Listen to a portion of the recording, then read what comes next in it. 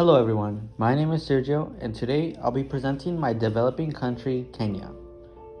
To start off, a developing country consists of a lower standard of living, high birth rates with low life expectancy, and weak infrastructure. There are economic and social factors that contribute to the status of developing countries and how they are divided across the United Nations.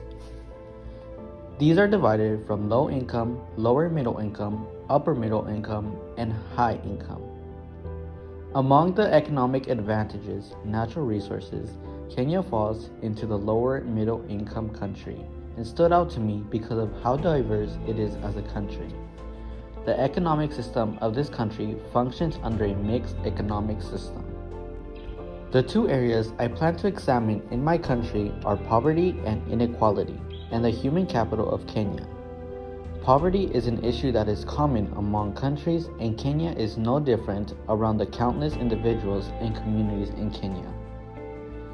Taxes, food, oil, and other essentials are doubled because of the government that is implemented in Kenya.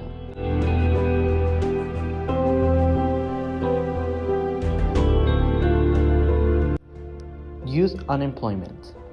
Poverty can happen to anyone at any time.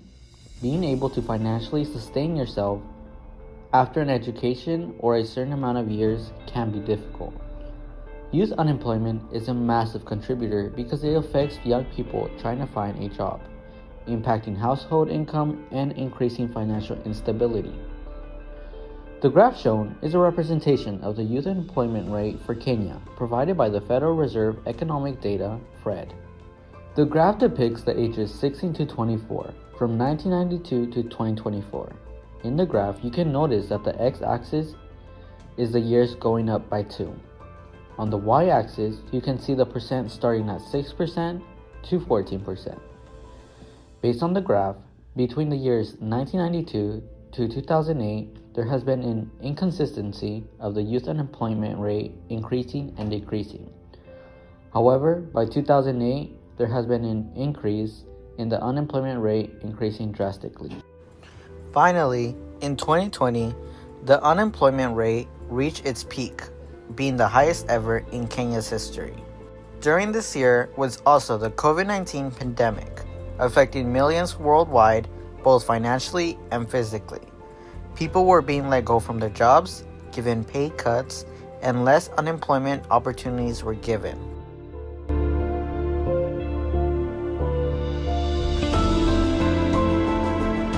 Along with high unemployment rates, overpopulation in Kenya is another factor where poverty stands in Kenya. On the graph provided by FRED, the x-axis is the years 1965 to 2020, going up by 5 each year.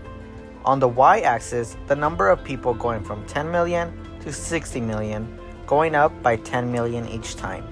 Unlike the unemployment rate graph, the population rate for Kenya has consistently been increasing over time, and it's at its highest in 2020 as well.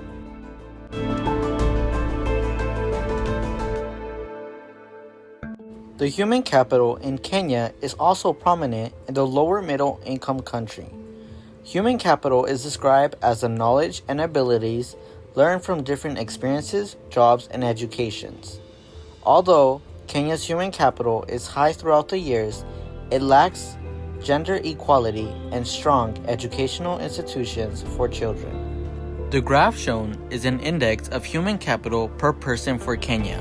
In the x-axis, it states the years from 1955 to 2015, increasing by 5 years each time.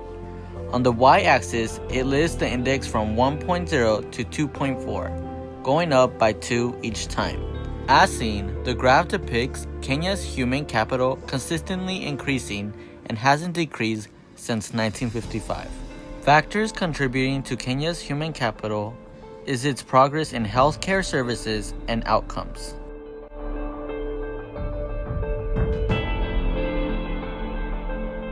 Over the course of this research project, I've been able to apply certain knowledge on how graphs work and how they contribute to data and overall analysis. Prior to this research project, I had little knowledge about Kenya and its economy. With this project, I was able to further my understanding in its youth unemployment rates, population growth, and human capital. This project shaped my idea of what makes a developing country and the impact of its factors.